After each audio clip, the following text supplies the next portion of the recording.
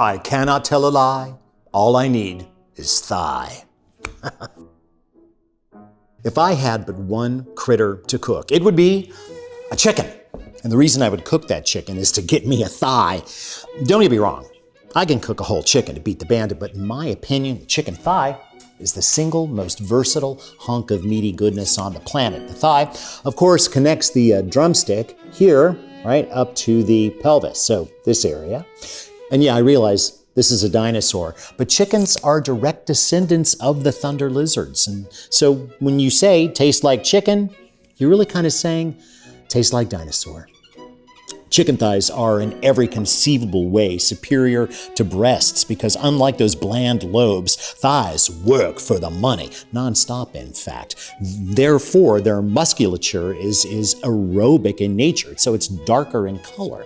And those muscles are sturdily connected to bone and joint, and much of that tissue can break down during cooking, becoming a lip-smacking juiciness the breasts can't even dream about. Hence, thighs can be braised, giving them a wider time window of acceptable doneness. In fact, overcooked thighs are, well, kind of hard to produce, really. And above all, chicken thighs taste like chicken. Real chicken. Dinosaurs. Of all the myriad recipes I've collected in AB's big book of thighs, oh yeah, papyrus. My favorites are all pounded flat. Okay, not only does this process allow for mechanical tenderization of the aforementioned connective tissues, it increases the surface to mass ratio, right? Meaning that we've got more bird part to brown. This is also, by the way, a best way to impregnate the tissues of the thigh with a starch capable of browning in the presence of hot fat. So, let's pound a bird.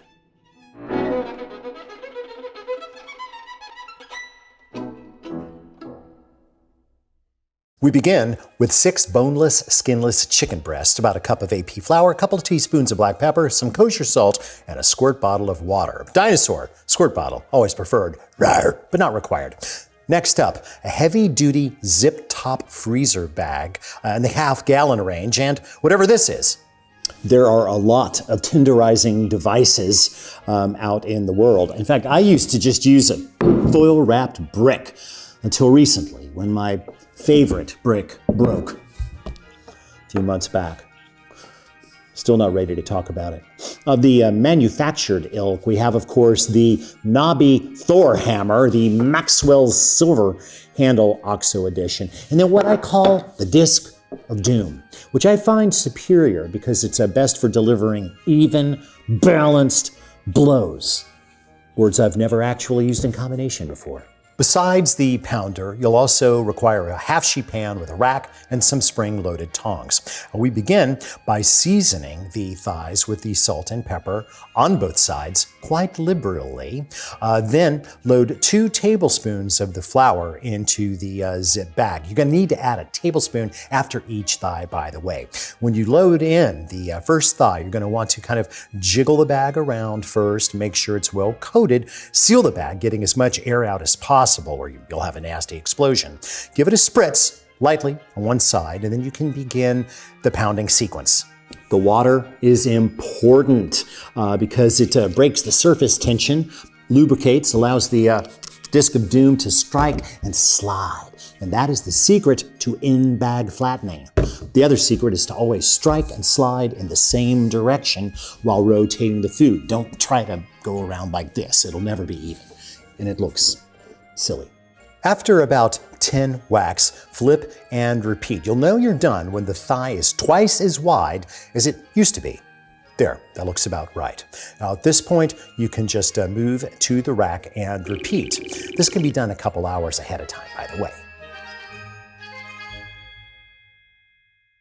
While the thighs rest comfortably, slice 8 ounces of cremini mushrooms, chop 2 tablespoons of parsley, slice a lemon thinly, and cube 3 tablespoons of butter, then toss in flour and chill. Next, combine 5 ounces of chicken stock with 4 ounces of white wine, Pinot Grigio would be nice, and the juice of 1 lemon, about 1.5 ounces. Then park your favorite wide saute pan over medium-high heat for about 2 minutes. Oh, I can hear the moaning now. How can you use a nonstick pan on piccata? Well, for one thing, this is not a nonstick vessel, okay? I mean, there's no applied coating or anything. This is my favorite large skillet, and it just so happens to be nitrided carbon steel, all right? So it's a carbon steel pan, but it's had nitrogen diffused into the metal itself, process that hardens the surface to the point that it essentially becomes nonstick. And honestly, I'm okay with that. While your pan heats, set the stage. Chicken on deck on one side and the rest of your mise en place on the other. And as you can see, we've added 3 tablespoons of capers to the party and 2 ounces of not extra virgin olive oil. That's right. Olive oil or pure olive oil or even light olive oil, or if you prefer, avocado oil, which has got a nice high smoke point, but not extra virgin anything, okay? This is not a job for a virgin. You need an oil that's been around. You're also going to need a lid of some type, and go ahead and choose a platter for the final plating. All right, half the oil into the hot pan. Have you ever encountered a recipe or seen a TV chef suggesting that by combining oil and butter in a pan, you can increase the burning point of the butter? Fiddlesticks. In fact, it can burn the butter even faster. Of course, I realize that some of you are going to scan back through the years and find me spouting the very same lie. But still, I say to you, fiddlesticks. See, I am not impervious. Fiddlesticks. But hopefully, when I catch myself, I call fiddlesticks. Fiddlesticks. All right, swirl the oil carefully around the pan and then introduce the first pair of thighs, pressing down to ensure contact. Then, after about 2 minutes, flip and repeat. Remember, we're not trying to cook the chicken through, just brown the surface.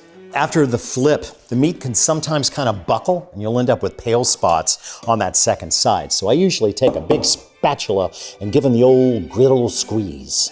Brown all 6 of the chicken thighs 2 at a time, adding a little bit of the oil to each addition. Then remove. Add the final little tablespoon of oil. If you've got a tablespoon, you should. And then introduce the mushrooms to the pan and cook until they're deeply brown. This could take as much as 5 minutes, depending on their water content. Then kind of make a little room in the middle and dump in those capers and just kind of shuffle them around in the pan for about 30 seconds or until they start to pop, which they will. If you are not hip to capers, keep in mind that although they do look a lot like green peppercorns, they are in fact the pickled buds of an evergreen bush native to the Mediterranean region. Not to be confused, by the way, with caper berries, which I like in my martinis. That's another show. Capers typically do come brined, but large specimens sometimes come salt-packed, dry. And I wouldn't recommend these for this application, as we do want some of that brininess, which is why we will always drain these, but never rinse. Now, add about a third of the combined liquids from earlier and deglaze the pan, scraping up any bits that might be down on the bottom. With this pan, nitrided, there's not going to be much, and that's fine. Then layer the chicken in, kind of shingle it, all right, because you don't want any pieces all the way on the bottom or all the way at the top. There you go. Then add the final third of the liquid and top with the lemon slices thusly. Cover. Reduce the heat to medium-low and allow the thighs to braise for 7 to 8 minutes. So about halfway through the braise, I just take a peek, and if I see anything more than just tiny, lazy little bubbles, I reduce the heat even more. You know what I mean? Time to evacuate the chicken out of the pan. That is nice and fork tender now, and we'll turn our minds to the sauce. You got your platter standing by, and I like serving this dish on a platter because, believe it or not, food on a platter stays warm longer than food on plates. All right, fish out as many of the mushrooms and capers as you can. Doesn't have to be all of them. Then boost the heat back to medium low, and then reduce for about a minute. Then drop the heat to its lowest point and slowly whisk in the butter, a few pieces at a time, chilled straight from the fridge. That's important because you want it to melt slowly as you whisk it so that it creates an emulsion. Nice and velvety. And look, it has been nice and nappe. That was 2 tablespoons of butter, by the way. Perfect. Finish with a little bit of freshly ground pepper and then return all of the chunkies to the pan. Delicious looking. And then Simply pour that right onto the chicken. Some people like to put some sauce on the bottom of the platter. I don't. I like to lay it on right on top of the chicken. Delicious. Finish, of course, with the parsley. And thus concludes the first thigh-centric episode of Alton Brown Cooks Food. What did we make, of course? Yeah, chicken piccata. Now I know what you're thinking. You're thinking, hey, isn't chicken piccata usually made with chicken breasts? Yes, and most chicken piccata sucks. Coincidence? I think not. Also, it's often said that piccata comes from picante, or that it refers somehow to the sharpness of the lemon butter, when in fact it refers to the whole pounding flat thing. Of course, you know, once you've got piccata down, chicken schnitzel, chicken Milanese, and 1,000 other chicken dishes are within your grasp. Make up your own, for instance. So I have to ask, are you thigh curious? Excellent. We'll be in touch. Can I get a fork? Hello?